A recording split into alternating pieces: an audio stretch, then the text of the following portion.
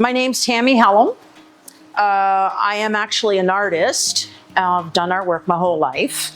I love gardening. So this job came available and I went, yes, I'm going to retire doing something that I love to do. So I'm 64, I got a year to go, but I think I will probably go a lot more in the working field. So that's sort of how it all began. It was like, okay, I need to get some work going and this is it. And I love it. I believe this dome shape is the most efficient shape there is. It's just getting it to breathe and getting it to function and tuning in to its shift. In the wintertime, it was 9 or -9 Celsius, I can't remember which, but it was 103 degrees Fahrenheit in here because it was an open sky. And that was my first, oh my, summer is going to be interesting. So you have to be really tuned into the response of the dome, and the dome is response to like 2 and 3 degrees. Like it really responds to everything. For example, the pond, when we were having the heat, the drought, it was 78 degrees Fahrenheit, which is actually impressively cool. Then when we started getting the cooler nights, it went down 10 degrees to 68, and it's maintaining 68 right now. So that was in like 4 to 5 days. That's pretty quick to respond to temperature, I believe. So we have a pond over here. It's 4 feet deep and it's 12.5 in diameter. In the winter time, your sun is lower on the horizon, and what it does, it reflects off that aluminum into the pond and it heats the pond. So last year was an average of 38 to 42 degrees Fahrenheit. I was really impressed with that. It didn't freeze, and so that's how that works in the winter. The summertime, it's the opposite. The sun is high up above. We have the shade cloth to stop the sun from going in there, so that'll stay cooler. And then as the night comes, it starts to heat up and the coolness will let go, and it helps keep it cooler in the dome. The winter, it's the opposite. It cools down and then the heat will radiate off that. And it actually will give off moisture as well, because I've seen this evaporate. We do use it for watering. We have, in the future, we'd like to put fish in there. We collect rainwater off the back part and it goes into an 8,000 liter tank and we pump it. Yeah, we can pump it in there. We've got plumbing now, so we can plumb it from there, or we can get a pump right into the cistern and pump it that way. We also have 3 1,000 liter totes at the front and take water off there. So we've got rainwater. So it was really a pick and choose what we water, when we water it. In here, it became an everyday watering because we had average temperatures from 110 Fahrenheit to 120. We put the shade cloths up, that brought it down 20 degrees, and we just recently were able to put the 2 vents in, which pull hot air out. The fans are necessary in here because you want the plants constantly moving. They need that bone structure and it makes them stronger. And I noticed that when they didn't have that, the plant snaps very easy. Like you can touch it, brush over, it doesn't give, it just snaps. Whereas with the fans, it allows you to brush over a leaf and it just kind of pliable and it'll bounce back. Also helps for pollinating. And it also helps for keeping fresh oxygen going around. All the vents up and on the sides, the lowers, we call it the attic vents, and the lower vents, they're all solar. The whole apparatus of these bottom fans is to push fresh oxygen in, and those are to pull it out. So you're going to get this kind of breathing. So that's been the biggest learning here, is to get the dome to breathe properly, to actually have it alive, because it is alive. That's what everything in here needs to be, that ecosystem that's outside. With the summertime, everything needs to be a vertical growing, because you need that air ventilation. You have to create an atmosphere like it is outside. And believe it or not, there is always air moving outside. You also need this to go on with the plants, because that struggle with the plants, which is not really a struggle, it actually creates a good bone structure to it and a healthier plant. Also, you have your tomatoes and peppers, which are one seed or one flower, and they pollinate themselves. So with that movement of like a bee, it will actually pollinate it. And we also go around and tap the flowers to pollinate the flower, and then we get the fruit. We hand pollinated that. My helper, Kirsten, this summer, she did it. And because they have the male and the female flower, right? So even though the fans are on them, I go around and I start doing this. So I'm a pollinator. Woohoo! Do like the bees. And what it does, it shakes the flower, and the pollen will fall into the female part, and it'll create a fruit. And then with the tomatoes, you have the same thing. So we're doing this. And basically it's shaking the flower again, and it creates a tomato. See how that's just the flower, and then you've got the female. There, that's what they look like.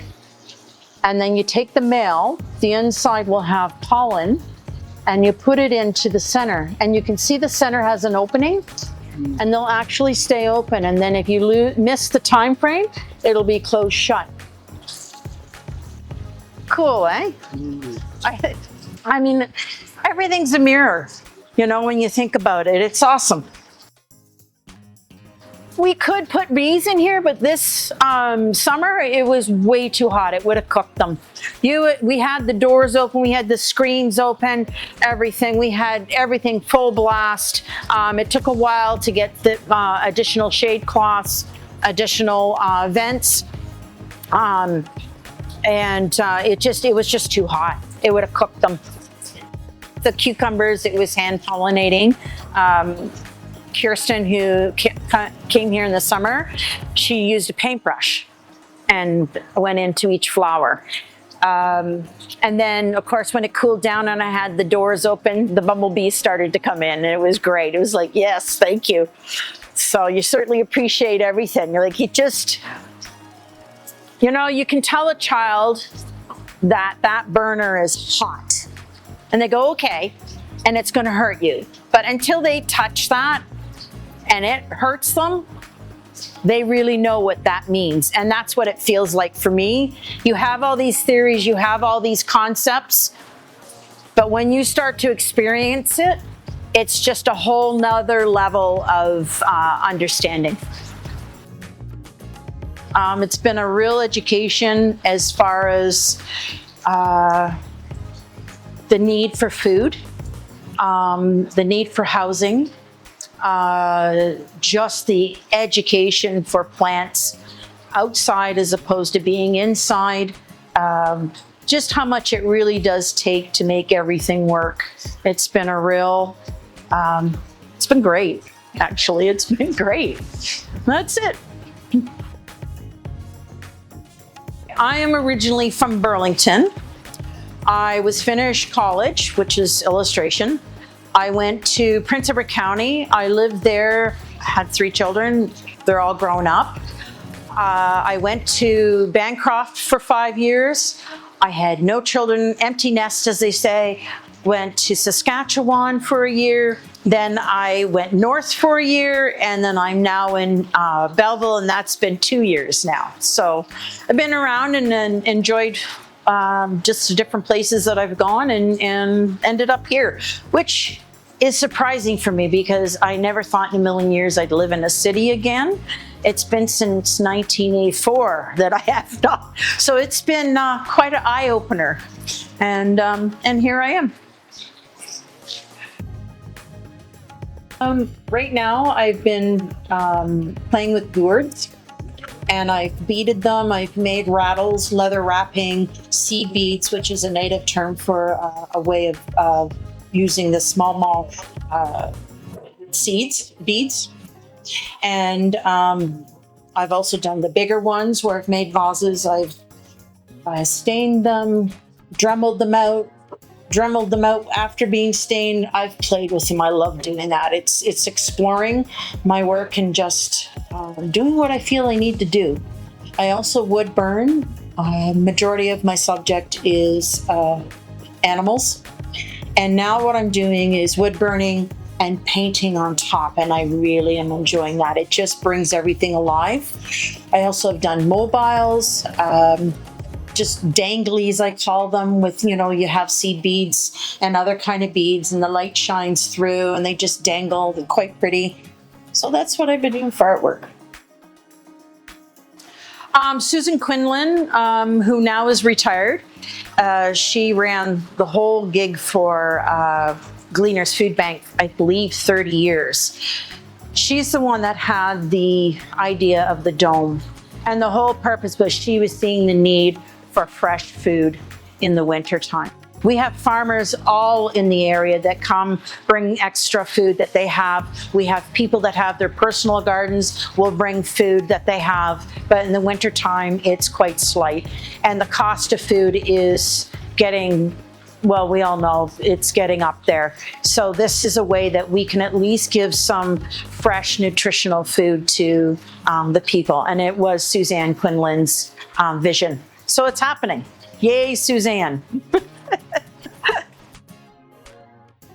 All the dome has been built by volunteers and people that work for Gleaners or volunteer for Gleaners. Anything that we've had a good discount that we've had to pay for, but there's been an incredible amount of donations in here. And everybody's time has been donated to create it. We've had one lady, her name is Lori Baker. She is, she's got a business where she goes around and builds these domes all over Canada. She's been in Newfoundland, she's been in Yukon Territories. So she is just a wealth of knowledge. She came in and helped us to build the frame, because the frame, those, you can see the metal pieces in there, yeah. They have to be aligned properly, because if one's out, by the time you get to the end, it's way out. She would go, okay, that one's out, so we're gonna go over here and we'll adjust that, and you could see it adjusting. Like, her knowledge was impressive, really impressive. Everything has been donated, even down to the seeds. It has been surprising just how many people really do care about having people fed. Right from the get-go, you learn everything. I never thought about the soil having to be a certain temperature. So in the wintertime, I had put in beets and carrots, and they were about, I'd say about 6 inches high. And they just went dormant. They were happy, but they didn't grow because the soil wasn't warm enough. And I went, oh wow, never thought about that, because I've always grown outside. And you don't have to worry about that because it's a seasonal thing.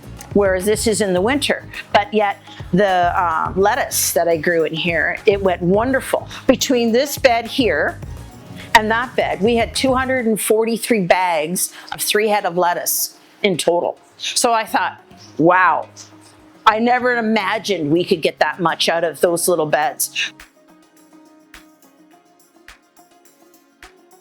Okay, so these are the worms.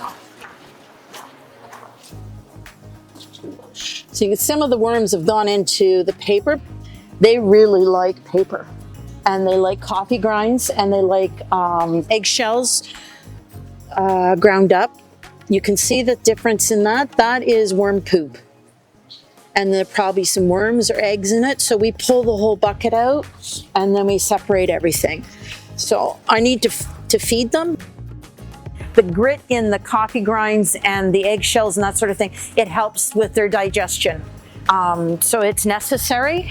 And I'm going to get some newspaper and just shred it up and put it all in there, as well as some straw that I have outside. So yeah, the red wiggler worms, they digest really well, and the poop is phenomenal for soil.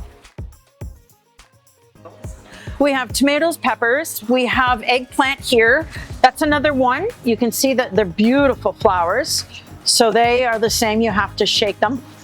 Lovely tomato fingers.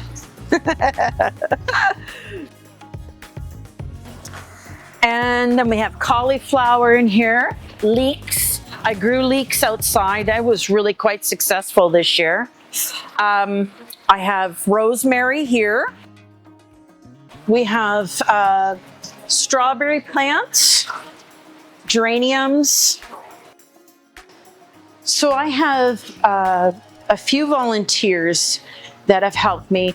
T-Bone and Adolf basically did the wood and building of everything. We had a couple other people involved in cutting and then lined everything with food safe lining. And then we started growing stuff. Adolf, he's a gentleman, he's 80 years old or so, and you cannot keep that man seated. He likes to work. So he's come in and he's done odd things. Same with T-Bone.